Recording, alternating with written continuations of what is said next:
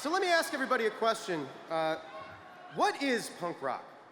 Now that should seem like a simple enough question to answer, but kids and critics argue with the fervor and furious devotion of opposing religious sects or political parties or Star Wars fans. So I guarantee that someone somewhere will be very pissed off when I say this, and come on, what's more punk rock than pissing people off? When I say that one of my all-time favorite punk bands is Green Day. So, I remember the first time I heard Green Day. A little background, I was a little bit of a music snob when I was a kid. My dad was a Chicago folk singer, would be very psyched to see all the other bands that were here today. And he played a lot of fusion jazz around the house, so you can imagine I was pretty out of step with my friends who were enthralled with the grunge era and the advent of gangster rap. So, one day some friends got me to sneak out of class, and we were gonna pretend to be bad kids, you know? And mostly we just went in the hallway and listened to this cassette tape that one of them had. It was Dookie. Now the thing that, it's Dookie, excellent album. So the thing that struck me right off the bat was how musical it was. It was all the things that you'd expect in punk rock. It was angry, it was loud, it was fast, but there were these subtle overtones of an awareness of music theory and music history that were wise beyond its years.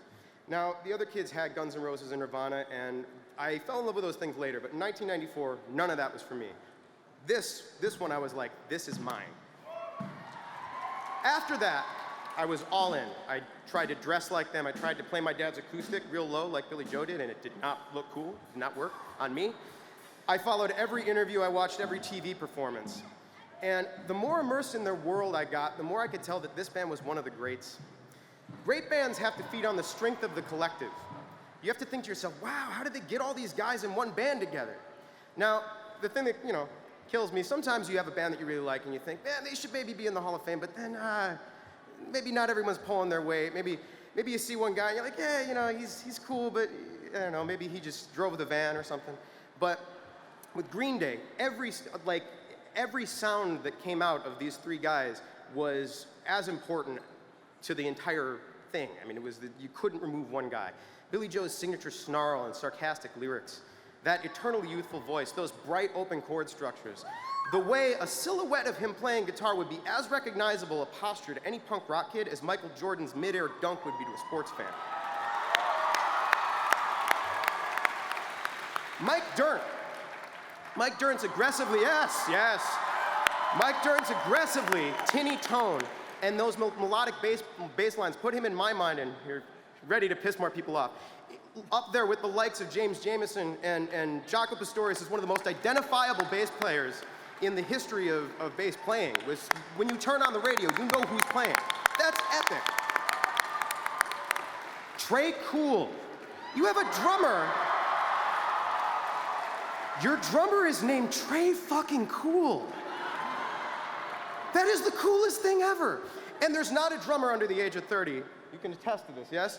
Who didn't spend an entire summer trying to learn to play that rapid-fire fill at the beginning of Basket Case, just like Trey. And guess what? No one can. He's the only one that does it right, with the passion, and he makes it look easy. It's incredible. Now, no one else can really do anything the way Green Day does. I have this vivid memory of Billy Joe. He did this interview on MTV somewhere around the Awesome Departure album, Nimrod, where he said something along the lines of, I don't want to be making punk rock for the rest of my life. Sorry, man, you still are.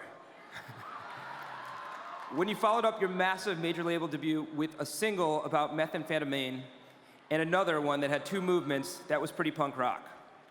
When conventional wisdom demanded another fast, loud punk song, and instead you put down a stripped-down ballad as a single, which became the go-to prom song for a decade, that was pretty punk rock.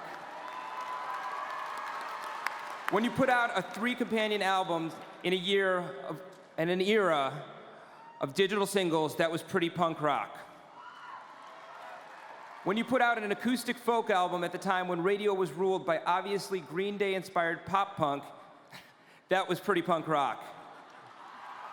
When in an era of basically no socially conscious discourse in pop music, you put out a scathingly political rock opera and somehow managed to make that your career-redefining, Grammy-winning smash hit second act, that was insanely fucking punk rock.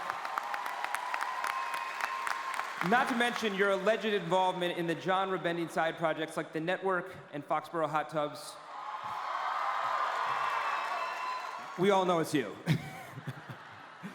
Everything you guys do is punk rock in the sense that you've never gone for the easy route, the obvious route, the safe route.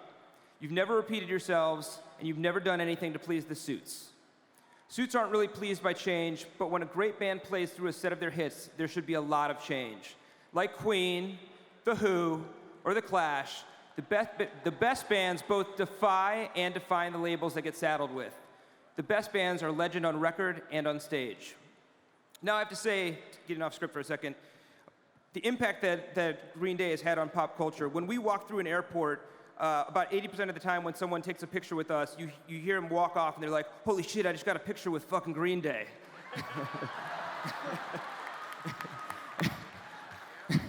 That's totally true. Now, Fall Out Boy has never had the honor of playing with Green Day, and honestly, a part of us kind of likes it that way. Because Green Day is literally one of the best live bands on the planet Earth.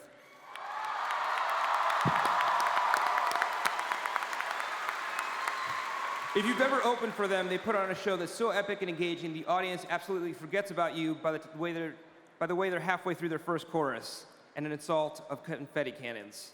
And if you've ever played after them, sorry. This is a band that's so in tune with their audience that they let a random kid come on stage and play in the band. In arenas, they literally fulfilled the improbable daydream that every kid has of playing on stage with their favorite band. And that's the kind of balls you build up not through image consultants, clever A&R, or media training, but by cutting your teeth in community halls and basements and crust punk squats. So let some Reddit feed argue the definition of punk rock. Me, I already have my answer. It is our great honor to induct Green Day into the Rock and Roll Hall of Fame.